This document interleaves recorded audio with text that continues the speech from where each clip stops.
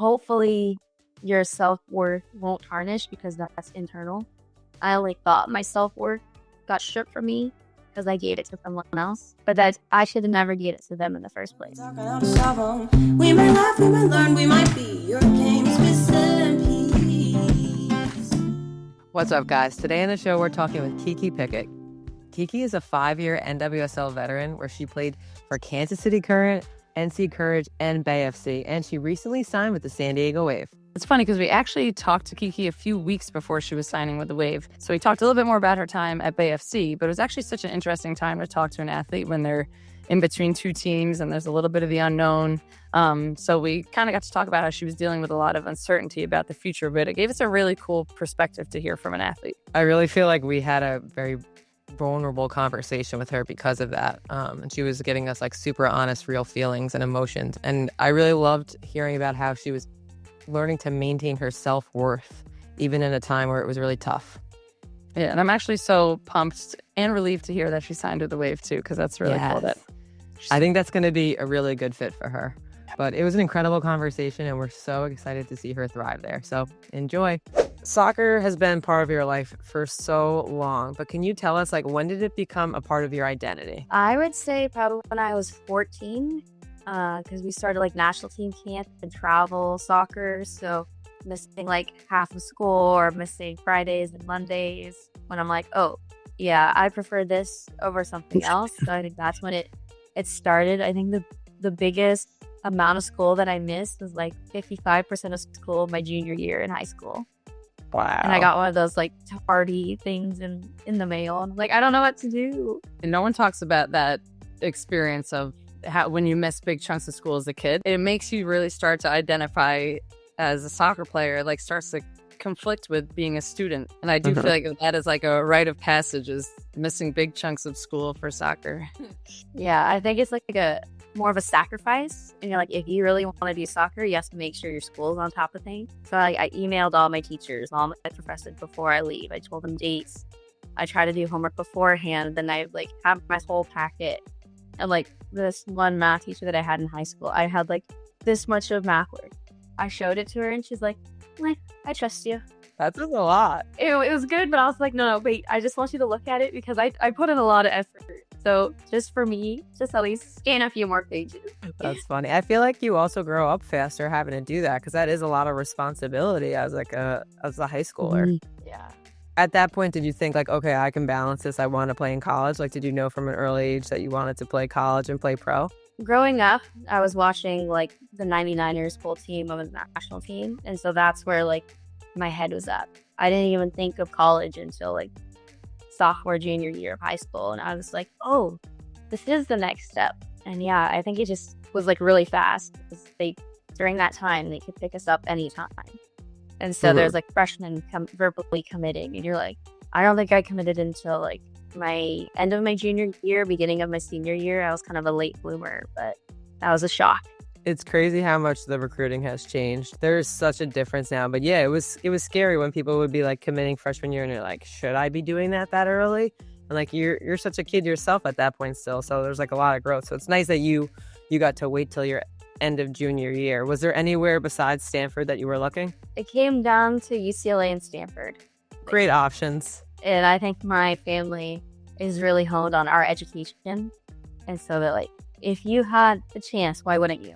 And you're from Southern California, right? Was your family able to go to a lot of your games? Every home game. My parents would drive up 5 hours and literally maybe drive down that same night or the next day. Like they were ready for anything.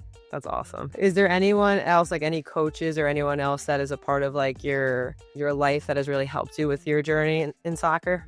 I think the hardest part of sports in general is teammates and coaches come and go. So you're like, okay, I enjoyed that piece of the coach, that piece. So I think everything that I've learned from each coach and each teammate has like joined together.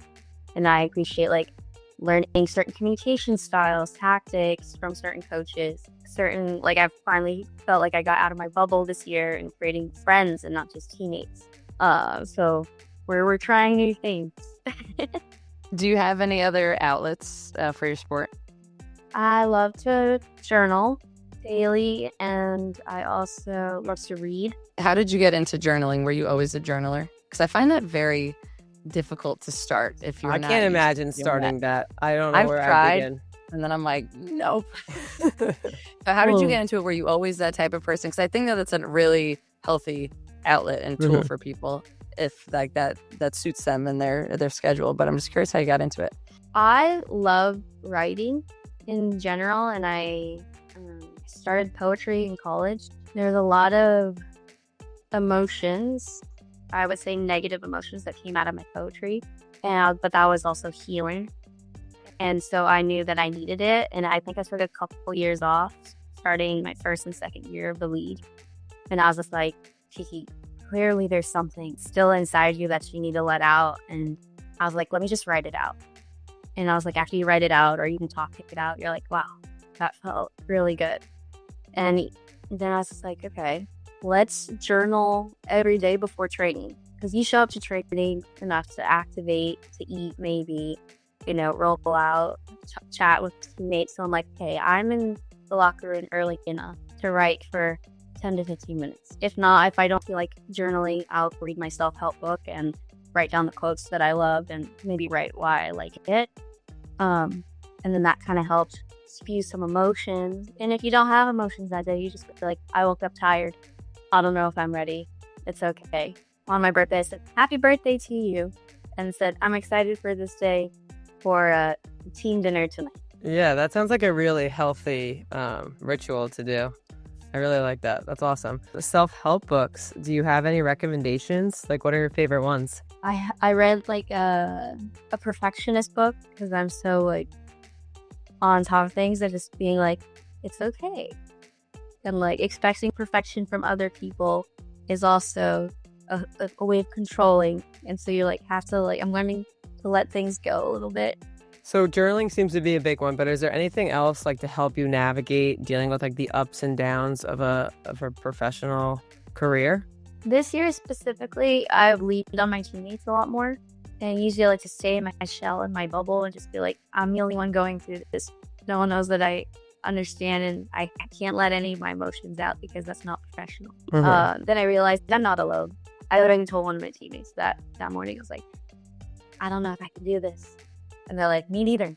And they're like, cool, let's not do this together and lean on each other. And if we get through the day, we get through the day. What really caused that shift? Because that's a really big shift to have where like you go from like existing alone in your own problems to like deciding that you can either lean on people or trust people or recognize that you're not the only one. That's like that's very difficult for people to reach that point. But like, was there anything that made you be like, all right, if I'm going to continue to endure this environment and the challenges of this environment, like I need to not just rely on me all the time? My role changing on the team was the biggest thing because being a starter playing 90 minutes, I was mainly focused on myself and the result of the team. Once I stopped playing many minutes and was more of an observer than anything, I saw a lot more pockets within people's personalities, people's way of going through the day. And I was like, I have a lot more to contribute than I thought I did on the field directly. So I was like, okay, let me go up to her and see how she's doing because I can see that she's not having a good day. And then once I realized that I can also help someone by also showing my vulnerability as well, can also help someone see that. So it wasn't until like I'm writing my journals every morning in the locker room that two other people started writing in their journal. Wasn't until like I was asking people how they're doing, then they started asking me how I'm doing. And I'm like, what? And I was like, oh, wait, we can like lean on each other and our vulnerabilities. And I think seeing the value of your role change, not only on the field, but off the field, was huge. And being like, what can I do to this team, for this team, to help us just get through the day, get through the week, get through the season. And once I realized that they may need me, I also need them. So that was like the biggest shift. That is an incredibly cool skill to add from what most would consider a negative, super negative situation or change. That's really cool. Like, I love that you brought that up because we hear so often about like people that start on teams and they started as observers and the earning more playing time and then becoming a starter. And we always hear about like, oh, everything gets better from the difficult. And it's like, that's for the starting point. You can end up here. But it's like, that shows that there's a true fluctuations in it. And that even on a flux that goes, you know, a negative part of that wave, that you just acquired a new skill that caused you to look outside of yourself a little bit more. And now when the tides change and that flux comes on the upswing again, now you're in that position with that new skill set that you wouldn't have had your perspective not changed. So that is so cool. That is such an awesome thing to take away from an experience that's can be frustrating, inherently frustrating, but that's really, really cool. Thank you.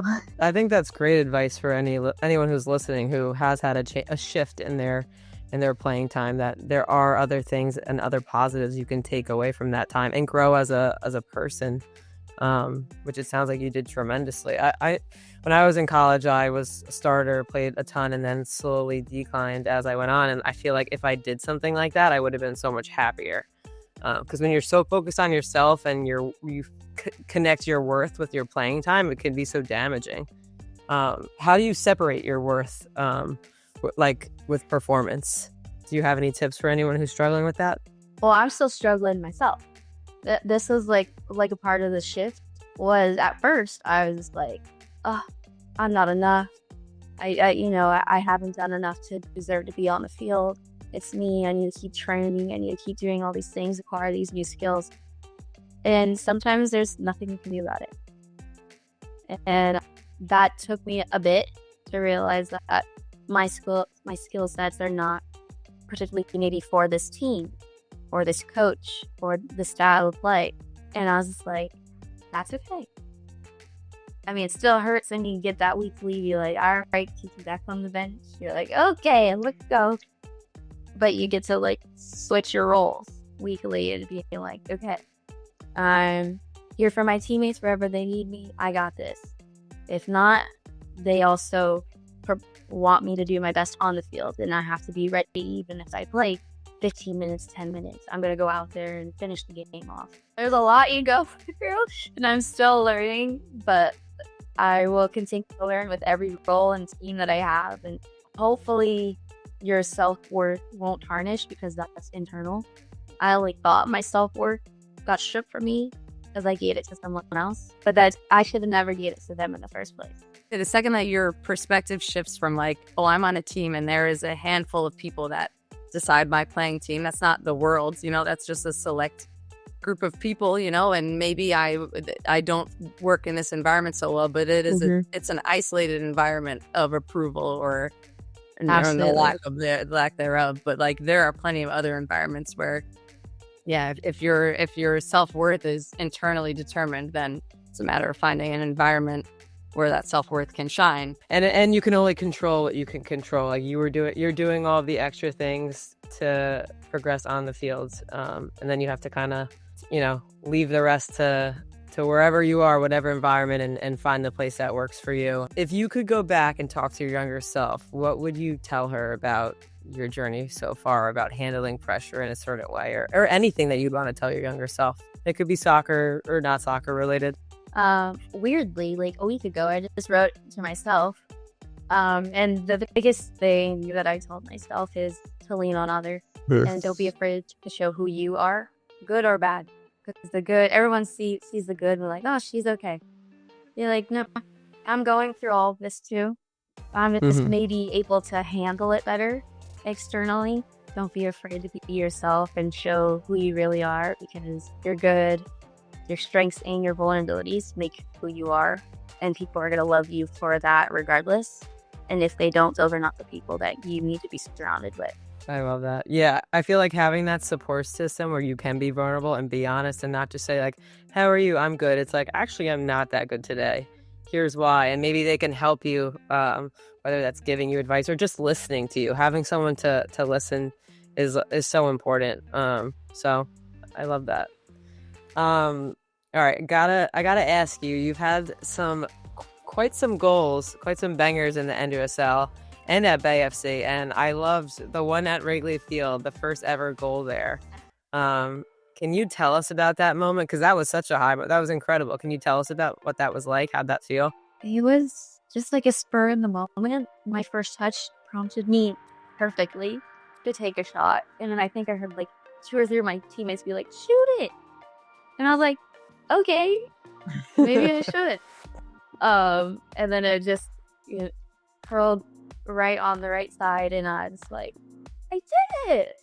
And then the beginning of that year was just a lot of firsts. And so there wasn't a lot of time to think in general. I just had to go, learn and go. And it didn't really hit me what kind of environment it was, because the sold out stadium, historic.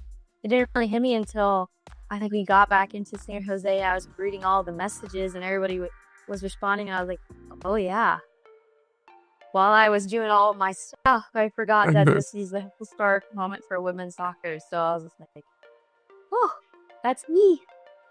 And sometimes I'm still shocked about things that I have achieved and things that I want to achieve. So it was a good starting block to the rest of my bangers, I guess. Did that help you learn to like celebrate and enjoy those special moments, like in that present, like being present in those times? I think it mainly taught me to take my opportunity. If no one's pressing it correctly, if you have time and space and you think you can shoot it, just shoot it. Left foot, right foot, it doesn't matter. If it goes in, if it hits the post, hits the block. If it's on frame, people are very excited. It's great advice if you have the opportunity to take it, and you certainly have. I'd love to end the pod. Maybe you highlighting something that you're really looking forward to. Yeah, I'm definitely in an unknown part of my career right now, and that's very nerve-wracking, but it's also exciting to know that I get to start fresh wherever I go. That could also be frustrating because you have to prove yourself again and again every day, but that's professional soccer. You're gonna have to prove yourself and that you belong here and that you deserve to be on the field. And with who I am, I will do it every day, 110%, no questions asked. So I'm excited, I guess, for other people to see those qualities in me. I love that. And whatever new situation you approach, you get to approach it from a different lens than you would have, which is really cool too. We're going to jump into some rapid fire. They're all fun, easy questions. If we call it rapid fire, but you could take your time. What is a soccer red flag for you? This might be just like a little pet peeve, but when you have like a good build up and then you play to your forward and they're offsides, you're like, okay, great. You didn't see it there? It's okay. And when it happens once, you can understand it, but when it's multiple offenses in one game, that kills me. And I always feel like, as a forward, when it happens, like in a game, it like usually happens like 3 or 4 times to me too. Like you just can't, I don't know, something's just off and it keeps happening. But that's definitely a red flag. What is one soccer green flag for you? I love when people celebrate with the bench. Yeah, I love that. Score a goal. Because I've been on both sides and I know how awesome it is. You're like, come join us. And it just feels like more of a team when you do celebrate with everyone. That's a really good one. I like that a lot. What's one thing in soccer culture that needs to be retired immediately? Goalkeepers taking a fake injury timeout. Agreed. But I don't know how that's going to change because the World Cup is doing like the mandatory water breaks. So I'm guessing that's the reasoning. That's is that true. Gonna help the problem, or is that going to make the problem worse? Is what I want to know. Well, we'll see. What is one piece of advice you'd give a 16-year-old who is stressing about their future? Yeah, I'm really good. I'm also really good at stressing, but the things that help me stress is writing them out or like planning it. Okay, so what are you stressed about? You're stressed about making a team, stressed about, getting there right. Okay, what am I going to do to get there? And then creating like a bucket list or like certain goals that you can reach to get there, and kind of helps you settle down knowing that I have a plan. Definitely. If you could be on one reality show, what would it be? Oh, The Traitors. What's The Traitors? I love The Traitors. Are you kidding, Alana? Traitors is like the best. I'm a reality junkie, and The Traitors is so good. More of the producers dying right now too, because she loves The Traitors as well. It's a great show. It's like it's like all reality stars from other shows or athletes or celebrities, and they like are in this big castle. And who's the host of the American version? I forget his name. Alan. Yeah, Alan. He's awesome, and it's just like they do all these different like kind of like Survivor things, but like in a castle setting, and like there's one person's a traitor. Sounds so lame. Yeah, one person's a traitor, and You gotta watch it. Just I'll watch give it It's one so episode, okay, and then we'll see. And You that'll will be love enough, it. I promise. Yeah, Well, that's it. I'm not a harsh critic of anything, so I'm sure We did. I don't think we sold you on it, or I didn't sell you on it because that was a terrible description. I'm gonna But try to. yeah, you'll like it for sure. All right, what is one food that you could eat for the rest of your life and not get tired of? Oh, I always say bread. Straight bread. Hell Garlic yeah. bread, fried bread, What's your go-to bread? Sourdough, or what do you like? French bread, French baguette. French bread. Yeah. Yep.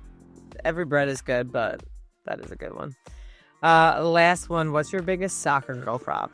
I guess with like game day situations, machine guards, I have to like pre-wrap them on Do they slide? sometimes. But I also think I move them because that's like my mental reset is like Kiki People fix your that touch shin guards. shin guards, man. I'm always like, stop touching. I used I'm to like, do no, that. that's my mental reset. I'm like, there's nothing wrong with it, but I'm like, let's just fix something. That's the reason why that didn't go well. Let me just fix the shin guard, and then it's like, all Yeah, right, reset. exactly. I fixed it. That's a good one. What do you wrap them with? Pre-wrap? Remember the electrical tape days? That was crazy. Yeah, mine's just pre-wrap now. I used to have the sleeves, but I think I lost them. I like I the need more sleeves too. Yeah, those were good. Well, Kiki, thank you so much for chatting with us. It was so great to just get to know you more. And we're really excited to see what the future holds for you because we know it's going to be big things. So we appreciate your time. Thank you. And likewise, I love seeing your guys' content, and I just wanted to be a part of it. That convo was awesome. Kiki was so gracious to share her experiences with us and like the place of vulnerability that she was coming from. I think that's a really rare side of an athlete that you get to see. So I love that conversation. It's unlike a lot of the others that we've had. But thanks for listening and tuning in. Make sure you like and subscribe to Soccer Girl Pod. Follow us on socials and all the things. And let us know if there's anyone you want us to interview next. Soccer girls, you know we got some problems. So tune in, know where we talking how to solve them. We might laugh, we might learn, we might be